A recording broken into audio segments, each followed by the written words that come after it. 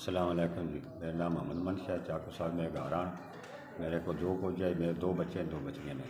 मेरे को जो बच्चा मेरा जो कत्ल हो गया बेगुनाह, कोई फ़ायदा नहीं हुआ। मैं इंसाफ वास्ते हर चीज़ में बेच बाट के वो उत्ते ला छड़िया, कोई इंसाफ नहीं मिला किसी किस्म का। मेरी दुकान है मुर्गे छोटी सी, एक दो मुर्गे बिकते, मेरे को गुंजाइश नहीं इतनी पर थोड़े मैं मुर्गे लैक पास बेचदा, मैं बच्चियाँ रोटी कमाना बड़ा। भाई जी मेरे को गुंजाइश नहीं इतनी, मुर्गा अजे तक नहीं है। 3 या 4 मुर्गे लगते हैं, 2-3 मेरे को गुंजाइश इतनी मैं 10-12 मुर्गे लवा के अपनी दिहाड़ ला लवा, नहीं लगती कोई शक्ल नहीं मेरी बचनी आई इतने, कोई वाह नहीं। मैं आप कर जाई हो निकल आए हैं। घर के हालात बड़े डाउन हो गए हैं, मैं टुक्कर भी नहीं कमा सकता, बड़े तंग हो गए, बड़े औखे हो गए हैं। अगर जे मैं मुर्गा लभ जाए तो चलो मन लभ जाए, 3 किलो लभ जाए, मैं दिहाड़ लगा लेना, मेरे बच्चे टुक्कर बन जाएगा।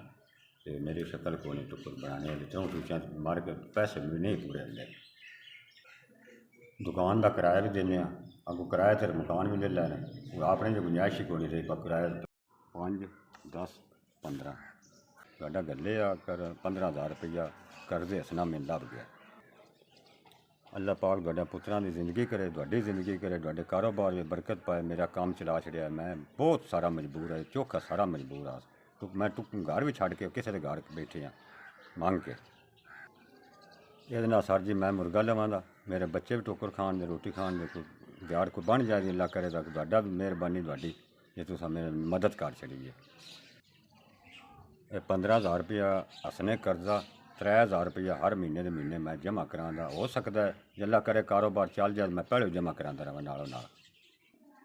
तुस मेरे दमाद किया है, दमाद अल्लाह ताला तुहाडा बरहाल रखेगा इंशाअल्लाह ताला। मैं कोई फ़िक्र नहीं करने की लोड़, मैं गद्दियां दा पैसे अल्लाह पाक जो मेरा कारोबार खोलिया, इन्हें अल्लाह पाक तुहाडा कारोबार चलाई रखे अल्लाह पाक जिंदगी देवे दुआनी अल्लाह।